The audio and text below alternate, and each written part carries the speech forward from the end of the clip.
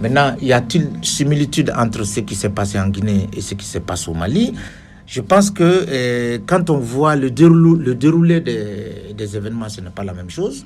Donc, mais à bien des égards, vous savez, il y a un point commun à tous ces mouvements, que ce soit en Guinée, que ce soit au Burkina, que ce soit au Mali, c'est que de plus en plus nos peuples rejettent la CEDEAO, qui est donc cette entité sous-régionale qui a pour vocation donc de renforcer les liens historiques, les liens culturels, les liens économiques, les liens sociaux entre nos États, mais qui s'est transformé en un instrument pour freiner cette intégration et qui fait exécuter un agenda qui n'est pas celui des peuples africains.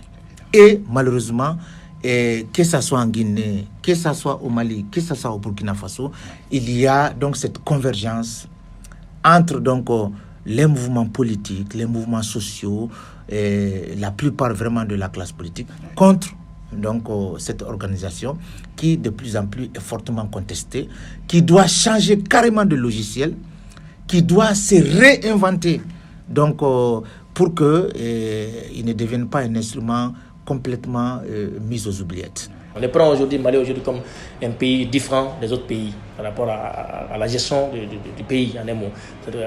Cela est dû aux différents leaders aujourd'hui qui sont là à diriger le pays, c'est-à-dire que les militaires qui sont au pouvoir. Est-ce que vous voyez? Donc c'est ça un peu qui est là et qui sont là aujourd'hui à renaître. C'est la renaissance que je le trouve. Prenons déjà un exemple sur le cas de notre République CR, qui est la Guinée.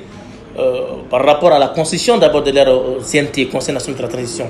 Ils ont pris l'exemple sur le cas malien et également la coopération qui existe déjà entre ces deux pays. Comme vous l'avez remarqué tout à l'heure, le président de la République guinéenne était là lors de la fête de notre indépendance. Et également, lors de l'ouverture de notre session ordinaire du CNT, le président du Conseil national de la transition guinéen était présent aussi au Mali l'autre jour. Donc cela veut dire que ces deux pays se concertent à l'interne et la Guinée prend toujours l'exemple sur le Mali, le cas malien, essaie de bien faire afin qu'elle puisse faire descendre, qu'elle puisse s'en sortir de cette situation actuelle. Vu que le Mali a pu traverser, c'est-à-dire... Concernant la crise socio-politique du Mali au niveau mondial, on peut voir différentes sortes de tendances, surtout au niveau de la Russie par exemple, la position que prennent la Russie, la France et les États-Unis, les différentes prises de position pour soutenir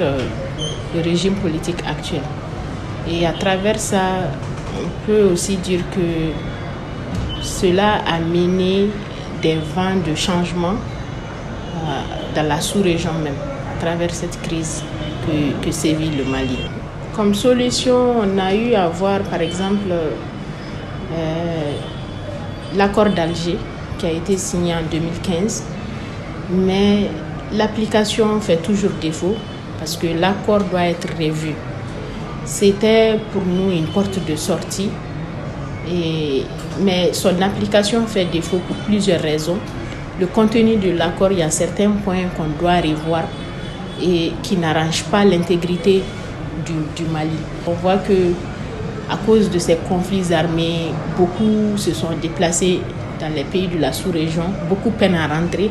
Et ceux qui sont restés sur place ont de la peine à participer au développement du pays parce qu'il y a beaucoup de choses qui manquent.